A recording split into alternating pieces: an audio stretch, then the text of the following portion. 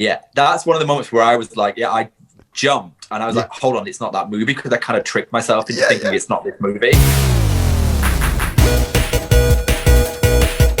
Hello everyone, welcome back to Boys on Film. My name is Phil Marriott. Boys on Film, if you are new here by the way, is essentially guys talking about movies. And we've got so many movies to talk about this year. So many films that I'm looking forward to. Also, I have to say Sean Vickers from Unflopped is with us again, because you are a regular. You're not really a contributor, you're a co-host now. I mean, the title it's a hallowed title, so, you know. But I'm here quite a bit talking about films and titles. They're so 90s. Who needs titles? I know, yeah, we don't need a tag. No, I can't wait to talk about this film. I'm so looking forward to hearing your views on this, because if you have watched any of these videos on this channel before, you'll know that Sean is not a fan of horror films. Although I've got a bit of an issue with the term horror for this film, because I think it has horror themes, but I don't necessarily think it's a horror film. I think it's a drama with horror undertones. Well, actually, you know, there's quite a lot of horror in it, but I don't think it's strictly a horror film. But you'll be the person to tell me whether you think it's horror or not. That's a very good way of setting the scene, Phil, because I am not into horror at all. The level of anxiety I can't deal with for the length of a film. So I can't do 90 minutes just hiding behind a pillow, because it's too warm and it agitates me. And it's whenever I watch a horror film, it's literally as it starts, I'm already anxious and nothing can be happening and I'm already anxious. Now I know people love that. I think you and I have talked about that in the past. I love it. That's the thing that just does my head in. Right. So obviously me watching St. Maud, I was like, okay, let's do this. It felt different immediately, because I was like, oh no, it's easing me into something. And I think because of that, it doesn't fit in the horror bracket in my head. Okay, even though you've seen the whole thing, would you still say it's not horror now? It's not a horror. I think if you're into something that is more like jump scares and like a horror that would make you laugh, that you find like a roller coaster ride, I think probably this isn't the type of horror for you. I think I totally agree. The last film that kind of reminds me of the spirit of St. Maud is Midsummer. That's where my mind was like, I'm watching it and things keep happening and there's like every once in a while there'll be like an audible gasp. Yeah. But you're still in it, and I'm not like this. It was like, oh my gosh, oh my gosh, oh my gosh. And Midsummer did that for me. But Midsummer I thought was some lols too. There's definitely a lull in this, and it's right at the very beginning. There's not any other lulls. No other lulls in the rest of St. Maud, because it's quite heavy, quite foreboding. Do you want to set the scene? Do you want to tell everyone what it's about, if people don't know already? Sure, I'll try and set the scene. So it's set in the sunny seaside town of Scarborough. Yeah, but I think that's quite a mysterious thing, though, isn't it? I don't think you get that unless you've been there, because I thought, oh, is it Scarborough? Is it somewhere like Bognor or somewhere? It's obviously like a seaside town. Yeah, quite because initially it cuts and I was like, oh, it's Blackpool. Yeah, but I thought it's a northern seaside town, and then I was like, it's not Blackpool, it's actually Scarborough. Yeah, because you had the Coney Island amusement park. I thought initially, oh, that's a bit not a red herring, but you obviously know it's not America, because it's a very windy, wet location, isn't it? British location. It's East Yorkshire realness, and you have Maud, who is a palliative care nurse. And the story starts with her taking on a new patient who is Amanda.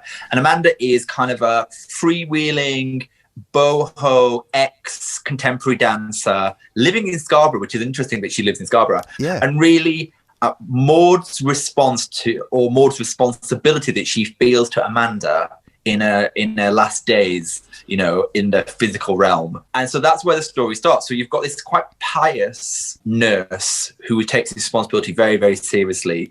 And what starts to kind of unpack is that she's highly religious, and she believes that she feels the word of God in her. Like when she prays or when she's talking with her patients, she feels that the essence of God is in her. Is that a good way of framing? That's a very good description. It really sets the scene nicely, because she's obviously a devout Roman Catholic, and you get this sense of her being quite obsessed by not just that, her religion, but also with Amanda, with Jennifer Ehl's character, because you see her almost becoming in love with her.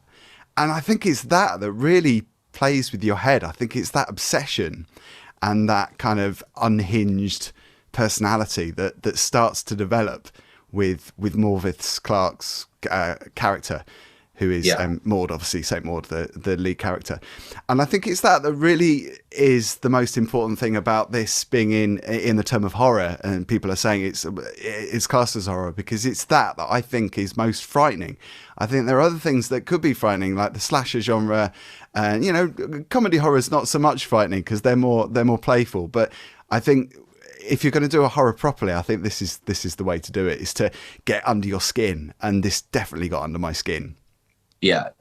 I think Rose Glass, who's the director, did a really clever job with that, actually. What she does quite early on is you think there's like a linear story to how we've met Maud and why she's so religious and pious, and this is what she does. And then very quickly you're thrown, and the film presents to you a different side to Maud, which involved basically her being quite normal, actually, and maybe working elsewhere and being like, you know, partying and living her life. And so it cleverly, very early, presents this idea that also with Maud, everything is not how it seems. Absolutely. I think it's incredible also that this is the first feature directorial debut for Rose Glass, the director, who's written it as well. So it's her monster, really, isn't it? It's her project, because she's taken this on completely. And that must have been a job and a half, I think, to write something and direct it. But she obviously knew very clearly how she wanted it to look. I saw an interview with her yesterday where she was saying that as she was making the film, everything had been set up, so she knew how she wanted it to be edited, and she obviously knew the style of the film as well, because it's a very stylish film. I think it's beautifully shot. It's almost like Maud is on the inside of the joke. So you get this sense from Maud that she just knows more, like, and so she takes this very seriously, like this whole idea of the like mortal and celestial realms. She kind of has this like, I know more than you do, I understand what all this means. And there's a point where Amanda's girlfriend is staying over, and at one point Maud pulls her into the kitchen and basically tells her off. Oh my and says, God. You shouldn't be here. Yeah. This is a really important moment for Amanda, and basically you're fucking it up. And there is something about her belief that she knows something more, and to your point, this sense of jealousy around her relationship with Amanda. And I think that also is a continuation of her being quite a lonely person. And I think that's really sad, because there's a lot of sadness in this film, which I think harks back to Carrie. I don't know if you've seen Brian De Palma's 70s horror with Sissy Spacek. And I think that is another reason why that works as a horror film, because it really taps into how you feel about a person, your emotions, and you feel connected to a person. You feel not sorry for them, but you empathise with them. And I empathise with Maud's character up to a certain extent, but obviously a lot of it is dreamlike as well, without spoiling anything. A lot of it is kind of almost like a vision of her mind. So you get that acted out to a certain extent, but obviously the location plays a part in that as well, because it's a very isolated part of the UK, isn't it? It's a blustery, wet part of England, which does feel really claustrophobic and really isolated. She's clearly a vulnerable person. Yeah. Regardless of whether it's her perception of herself or the viewer's perception of her, she's got this kind of disquieting vulnerability about her, which I think frames Morfydd Clark perfectly. I think he plays that role perfectly. She's amazing. And there is a piece where you think to yourself, elements of this are delusion, and myself as the viewer, I'm perceiving the delusion. So, you know, she's vulnerable, as you say. Some of it is kind of dream sequency, some of it is kind of, and you're watching that and saying, I think I understand this character and I can sympathize. And then the counterbalance is this kind of Maud's view of what we don't know, but what she believes she knows about whatever happens after death, or her relationship with a higher, more celestial body. And that is the interplay, because the right movie will always have you going, oh, right, oh. And so there's many moments where she plays with that idea. And I think Rose does a great job of that, because you want to just follow this narrative of going, it's all nonsense. She's delusional. She's a vulnerable person. Yeah. And then it constantly keeps playing with you. And that, I think, is a psychological element, which I actually quite enjoy in films, which is why I'm saying, for me, the movie didn't feel like a horror, but it did feel like a psychological journey with Maud's character.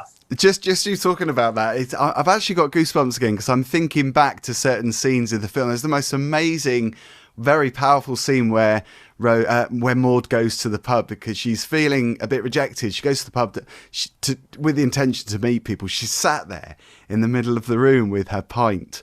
And that's also another conflicting thing because you see Maud as not someone to go to the pub and have a pint as well. It's really weird. And then you see her having this pint and it makes you think that she's a different kind of person again. So it's that conflict that you were talking about that keeps you keep changing your mind about what you're watching, and you're thinking 1 minute it's one thing and then the next it's something else. But there's the most amazing scene where she leaves the pub and she does get drunk. She leaves the pub and you see her walking down these steps. You see like the steps in the middle, and obviously it's got this dark exterior, and the camera is just slowly turning, and it makes you feel really woozy. It's like you're at the fair or something. It's amazing. There's so many scenes like that where what you're watching is just so brilliantly directed and created. It almost reminded me of something like A Fantastic Woman. Have you seen that movie? Oh, yeah, definitely. Where's that brilliant scene where the lead character, she's in a nightclub and it's almost dreamlike, and she flies up to the camera like she's flying through the air, and she's kind of embracing the camera, and you just see her face full on. And it reminded me stylistically of something like A Fantastic Woman. I just think it was brilliantly put together and so visual. You're sorry, it snaps really quickly between Maud's perception and real life. So like, there's many situations where Maud believes she's seeing something or experiencing something, and it snaps really quickly to the fact that she might be in a public place and people are staring at her going, is this lady okay? Yeah. And it does it really quickly. So it's smart in a way because you're seeing her perspective and you're seeing the wider perspective very, very quickly. There's some amazing scenes, and there's a moment with Amanda I'm not going to talk about in detail, but... I gasped. Because I jumped out of my seat. And again, it's not the sort of film that is a jump scares type of movie, but there were two moments where I was really shocked by what had happened. Yeah, that's one of the moments where I was like, I jumped. And I was like, hold on, it's not that movie, because I kind of tricked myself into thinking it's not this movie. And then I was like... And it was that same thing, which is like, does Maud know something we don't? And... yeah, I thought that scene was absolutely amazing because it just comes out of nowhere and suddenly you're like, am I in a different movie? I know. And it works so well because I think you're lulled into this false sense of security where when that does happen, it's completely different to what you've seen before. And I think it's all more powerful for it. I think... yeah, maybe you could say that is a bit of a horror trope because that's certainly what you've seen before. But I think the way that Rose Glass has done it does feel very original. And I don't think it's... although there's a couple of tropes maybe you could connect to other films, I think it does feel like a film that is Rose Glass's own film. It doesn't feel very like anything else. It feels very different. And the thing as well, and we could talk a little bit about the soundscape and the music. Yes, I was just going to come on to that. I know that's really important, isn't it, as well? It's such an important part of this film. Because I think also the reason why that particular scene tricks you is because in a standard horror film, you would have the strings and you'd have the sound putting you on edge. So you'd be thinking something's about to happen because the audible cue is telling me something scary is about to happen. And that doesn't happen at that scene. And so suddenly you're like, something just catches you so off guard. And I think that's an amazing ability, especially within the horror canon. And like, as you say, the tropes that are just rolled out over and over again within that space. I think the sound is superb. Hats off to the people that created this soundtrack, because the soundtrack is kind of like that drony, like you say, you said to me in a tweet, it's very bassy, isn't it? It's a very bassy sound. It's almost like, is it Hans Zimmer? That does that kind of... it's almost like an aircraft going over, but it's so ominous, and it's that makes you feel like something dreadful is about to happen, even though necessarily something doesn't happen on screen. You get that sense of dread, and not just the sound, actually the music, but also the dialogue, because the dialogue, they did this really weird thing where if there's two people in a room, it sounds like they're in a box, even though they're in a big room that's very echoey. And it's again that makes you feel like you're thrown out of perspective almost. They did an incredible job with the sounds, because the voices just sounded so weird. It's just, for me, that trigger, discombobulated, I think it might be discombobulated. That trigger for me is like, you keep the big like the classic like Jaws, like something's coming. Yeah. And actually they did it with, for me, you're right, it's that kind of like much more like drone sub bass where you're kind of feeling something with the noise because the bass is so low that it's creating that same level of anxiety that you would get with like horns and strings and something chasing you. So that's why I think it's the soundscape of it is really spot on. It's also quite interesting to note probably that if you're not a fan of people narrating in films, this does feel different, because I'm not a big fan of somebody narrating through a whole film. It's not like it's like Maud is narrating through the whole film here, but it does feel like it's a genuine performance. It feels like although she's talking to God, it feels like you're in on it, and it's not jarring at all. Whereas some films, when somebody is narrating, it is quite jarring, but it's not with this. I think it's kind of essential, because if you didn't have Maud narrating her like celestial conversations or how she feels, it would lack something. They would have to do something else with the hardcore script to counterbalance that. Yeah. And so I think Maud narrating it and Maud talking through her conversations with God and how her broader set of feelings and her understanding around, she's also narrating about characters that are in the film, I think is really important. It's a great device that they would have to do something else with the movie if they replaced it, which may change the effect of the movie. Now, here's something very interesting, a little nugget of information, Sean, which I had to share with you, because I know that you're a big fan of Lovers Rock. Do you remember Lovers Rock? Love Lovers Rock, yeah, absolutely. This film, parts of this film, particularly the scene, I think, where Amanda's having the party and there's loads of guests there, that was actually shot in the basement where Lovers Rock was filmed. No. Apparently. Wow. Yeah. It's just caught me off guard. Just think about it. I'm going to try and reframe it in my mind. Because you think of both things very separate, don't you? I mean, Lovers Rock, not in the same. Also, because they're set, the lighting structures, the tone, the mood, and the era that it's set are entirely different. But yeah, oh my gosh, thinking about it, yeah, I need to just get my brain in gear with that. But that's huge. Yeah, I mean, that probably proves how good a job Rose Glass has done with this, because the lighting, you mentioned that actually just jogged my memory, because I thought the lighting in this was great, because you have people in a room and you don't really see what's around them because the lighting is so concentrated on them. Every room in that house, it felt cold. I got this sense of kind of dust and a smell of mustiness. It felt really, really authentic. Yeah, the lighting that they did in the set design is just superb, I thought. Yeah, it's interesting, isn't it? Because that jogged my memory actually. Because Maud is living like in a bedsit, the best way I can describe it. Oh yeah. And lots of stuff happens in the bedsit, which I again won't go into. What I found super interesting was, obviously she's a carer, she's a nurse, and her friends are also carers and nurses. And what's interesting is there's a character who keeps revisiting Maud because she's a carer and she can see that something's not right. And so this person keeps visiting Maud to just check in. And I think she's an interesting character within the film, because that character almost is the viewer going, why is no one checking on her? Why, this lady's clearly vulnerable or going through a state of delusion or whatever. And that character kind of plays that role on our behalf, because she keeps turning up, basically checking in, going, are you really all right? And can we do anything? It wasn't a massive cast, but where the actors were placed, it was, as you say, I think Rose Glass has really considered who's in this and why. And so there's no fat. It's not a flabby movie. It's quite kind of like lean, but I think gives it that energy that we're talking about, that kind of like, it's kind of, yeah, I think it's great. Not my usual genre, but definitely great. Yeah, I think it's 84 minutes. I think it's such an amazing movie for so many different reasons. And I was so thrilled that I loved it as much as I hoped I was going to, because I went into it being so excited about seeing this film because it was so talked about and it just looked like the kind of film that I would enjoy, judging by the trailer, and it totally delivered. One thing is like the health warning or the health sticker that I would put on this movie.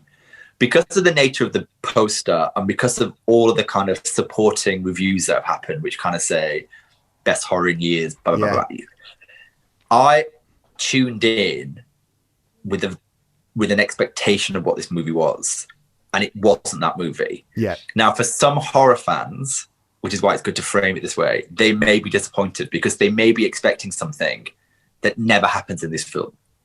And that would be my only, in my head, I wasn't disappointed, but it was something, I was expecting something, and it was a different movie. That's why at the start I wanted to say, you know, if you're into a certain type of horror film, you might be maybe, you know, disappointed, maybe not expecting what you're about to see, because I think that's a really good point. I think people you know, treat horrors differently, and I think horrors mean something to one person and something completely different to the next. I think, you know, if you're a fan of what we've described, I think you will enjoy it. I think if you like that slow burner, because it is quite a slow burner, although there's enough to keep you entertained, I think it is quite a moody piece, isn't it? It is a moody piece. Remember, I like, you know, one of my favorite things, which is like most films I watch and I said to you, Phil, oh God, that could have been half an hour or 20 minutes shorter. I mean, I watch these films and I'm like, oh, it's just a bit, it's got a bit of a wobble, this film. It just needs to be tighter. You don't get that with this film at all. I think it is moody, but it holds you, you know, 86 minutes, or I've probably mentioned just over 80 minutes. It holds you. And you are waiting for the punchline. You are waiting for the, and what, you know what does she know? Oh my God, that punchline. I could kind of see it happening, but still, it was a real surprise, a bit of a shock when it happened. But again, just heartbreaking and sad. Yeah. And there was a lot of sadness in this, much like Carrie, like I mentioned before. And I think it's that makes it more horrific, because you do feel what you're watching. And I think that's a really important thing, I think, with a horror film. You need to feel what these people are going through, because that's why horror is horror, because you're feeling, you know, you're feeling bad experiences that people are on screen.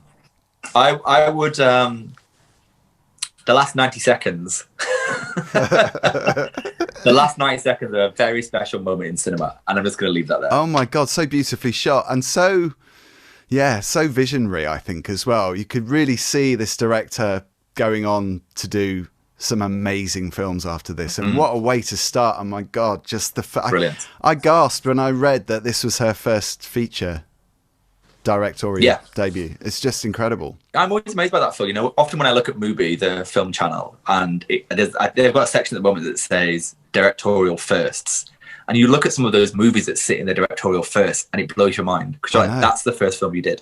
Yeah, and it's incredible. So I think, you know, great job by Rose on. I think these people that do directorial debuts like that, I think they've obviously been taking notes, and they're big movie fans. They obviously know how they want their films to look, especially their first ones. So yeah, overall, I'm so tempted to give it 10 because I want to see it again.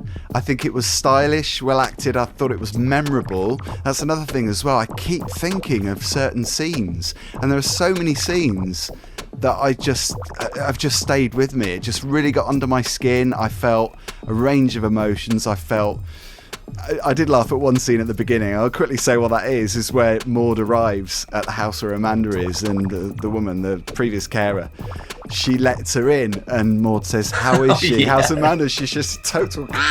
And the way she says it in that Irish accent as well, it made me lol. No, that was the brilliant... That actually, you know, when we talk about being kind of... That's when I was like, okay, I've got the vibe of the movie, because I always lowered my anxiety, because I was like, that's a brilliant line. That is just a brilliant line. So amazing. For me, you know, I'm a hard marker, Phil, and I'm not going to lie. It would be remiss of me to talk about this genre because I don't know it very well. Yeah. But I'm somewhere between a 7 and an 8. And I know you want a hard number, so I'm going to lean into the 8 for you, Phil. Yes.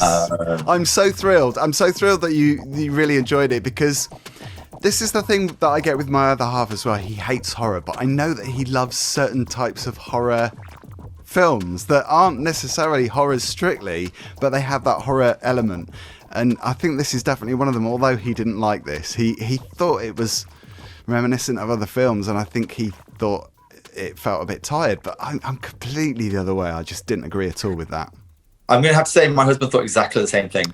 Which is weird, because he's a horror fan as well. He was in the meh bracket for this, and yeah. I'm completely gobsmacked because he's a horror fan as well. Yeah. Isn't that bizarre? Again, I think it's the framing, Phil. This is why I think it's really important. Yeah. It's not Hereditary. Like, it's a different movie. But do you know what? With Hereditary, I remember when everybody was raving, and one critic, I think, said it was this decade's The Exorcist or something. And I was really buzzing about going into that film. I was so disappointed. But now I've seen it, I kind of want to see it again because I haven't got that expectation. Because I had that expectation. And you're so right. I think if you have that, you could feel let down.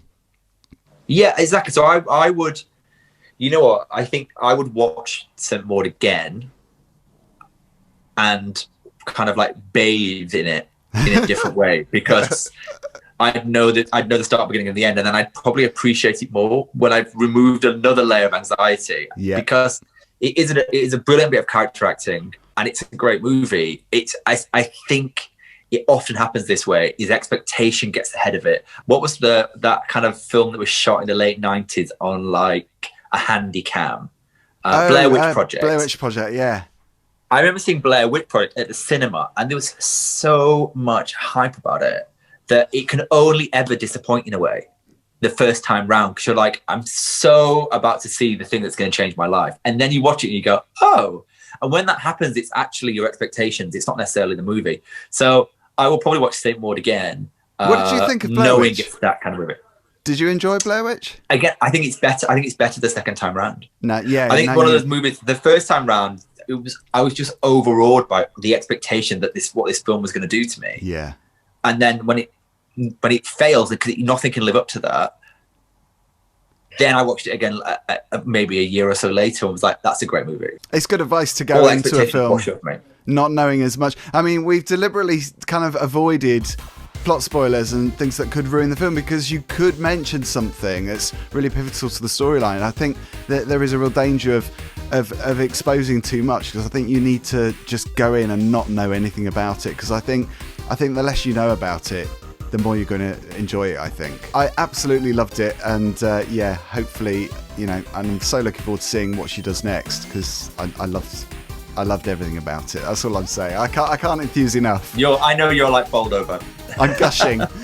Gotta stop me gushing now. Sean, it's good to see you. As ever, Phil, what an absolute pleasure. Very much looking forward to 2021. There's a lot of good stuff coming out. I'm sure we'll be talking more. Bring it on. And thank you very much for watching. Don't forget, if you have seen St. Maud or you're looking forward to seeing it, let us know what you thought about it and your expectations in the comments below. And thanks for supporting this channel too. Give us a thumbs up and subscribe if you haven't already. And we'll see you next time. Bye-bye now. Bye.